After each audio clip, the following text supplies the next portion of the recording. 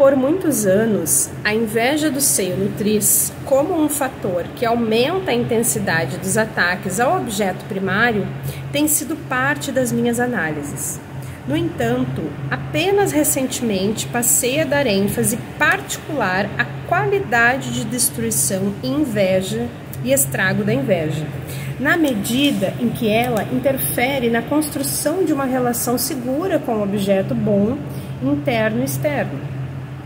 Solapa o sentimento de gratidão e, de muitas maneiras, obscurece a distinção entre bom e mal.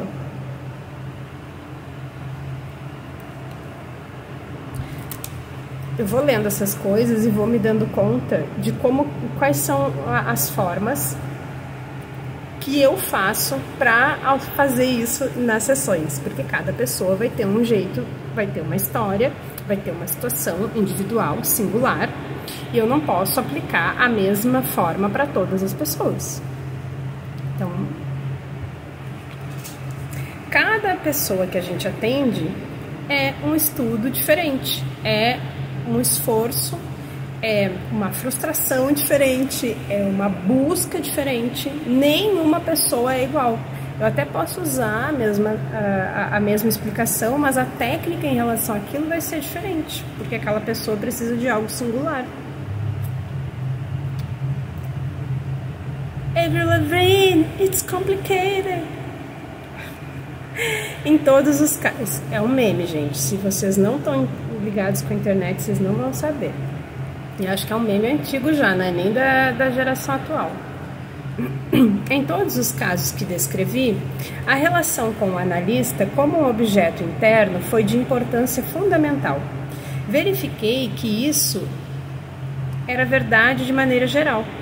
Quando a ansiedade a respeito da inveja e suas consequências atinge o clímax, o paciente sente-se, em graus variáveis, perseguido pelo analista como um objeto interno invejoso e malevolente, que perturba seu trabalho, sua vida e suas atividades.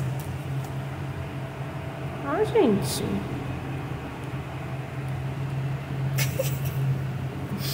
Nossa. Quando isso ocorre, o objeto bom é sentido como perdido, e com ele a segurança interna. Minhas observações mostraram-me que, em qualquer estágio da vida, quando a relação com o objeto bom está seriamente perturbada, uma perturbação na qual a inveja desempenha um papel proeminente, não apenas a segurança e a paz interna sofrem interferência, como também se estabelece uma deterioração do caráter. A prevalência de objetos internos persecutórios reforça impulsos destrutivos, ao passo que, se o objeto bom estiver bem estabelecido, a identificação com ele fortalece a capacidade de amar, os impulsos construtivos e a gratidão.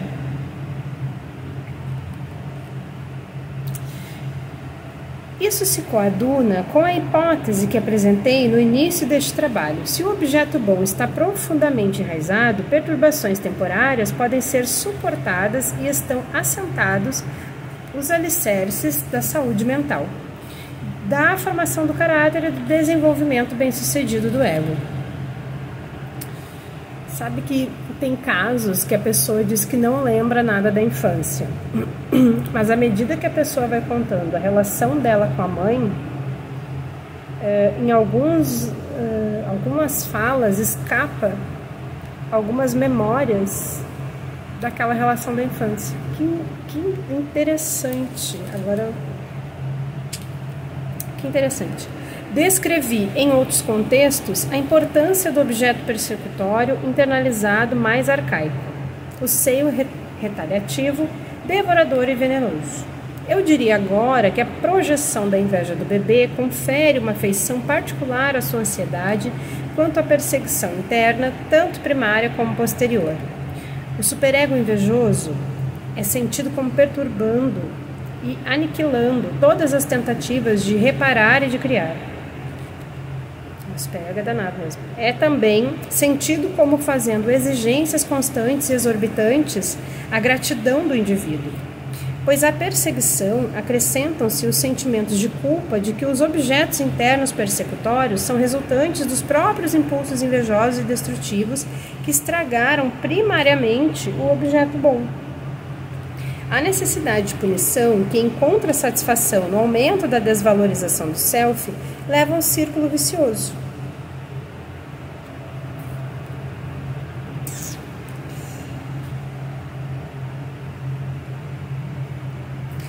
Como sabemos, o objeto final da psicanálise é a integração da personalidade do paciente. A conclusão de Freud de que onde era id, ego será, é um indicador nessa direção.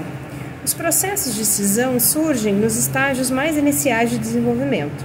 Se são excessivos, fazem parte integrante de graves traços paranoides e esquizoides que podem ser a base da esquizofrenia. No desenvolvimento normal, essas tendências esquizoides e paranoides, posição esquizoparanoide, são, em grande parte, superadas durante o período que é caracterizado pela posição depressiva. E a integração desenvolve-se com êxito. Os passos importantes em direção à integração, surgidos durante esse período, preparam o ego para a sua capacidade de operar a repressão, a qual, acredito, funcionará cada vez mais no segundo ano de vida.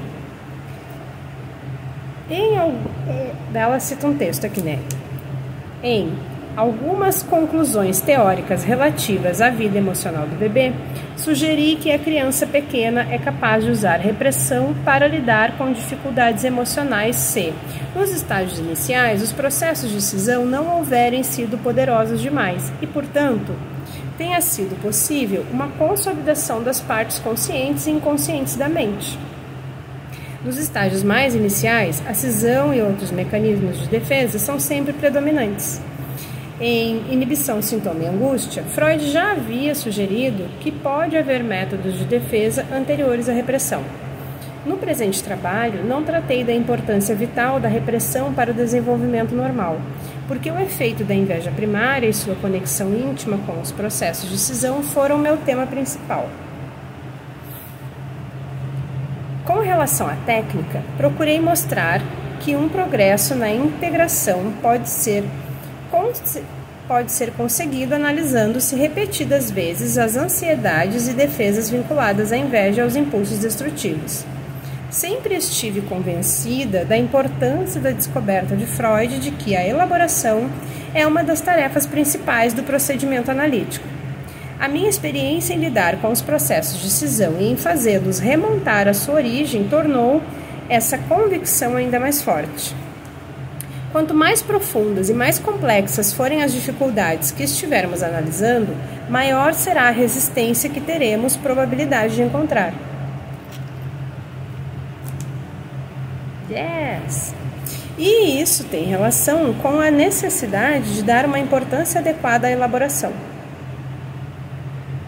Essa necessidade surge, em particular, em relação à inveja do objeto primário. Os pacientes podem reconhecer sua inveja, ciúmes e atitudes competitivas em relação a outras pessoas, e até mesmo o desejo de danificar suas faculdades. Mas o que pode conduzir à diminuição da cisão dentro do self é somente a perseverança do analista em analisar esses sentimentos hostis na transferência, possibilitando desse modo ao paciente revivê-los em sua relação mais arcaica. Minha experiência me mostrou que, quando a análise desses impulsos, fantasias e emoções fundamentais falha, isso é parcialmente devido ao fato de que a dor e a ansiedade depressiva, tornadas manifestas, sobrepujam em algumas pessoas o desejo da verdade e, em última análise, o desejo de ser ajudado. Acredito que a cooperação de um paciente tem que ser baseada numa forte determinação de descobrir a verdade a respeito de si próprio, para que ele venha a aceitar e assimilar as interpretações do analista relacionadas com essas camadas mais arcaicas da mente. Pois essas interpretações, se suficientemente profundas, mobilizam uma parte do self que é sentida como inimiga, tanto do ego como do objeto amado, e que fora, portanto, escindida e aniquilada. verifiquei que as ansiedades despertadas pelas interpretações de ódio e inveja em relação ao objeto primário, o sentimento de ser perseguido pelo analista, cujo trabalho suscita essas emoções, são mais dolorosas do que qualquer outro material que interpretamos.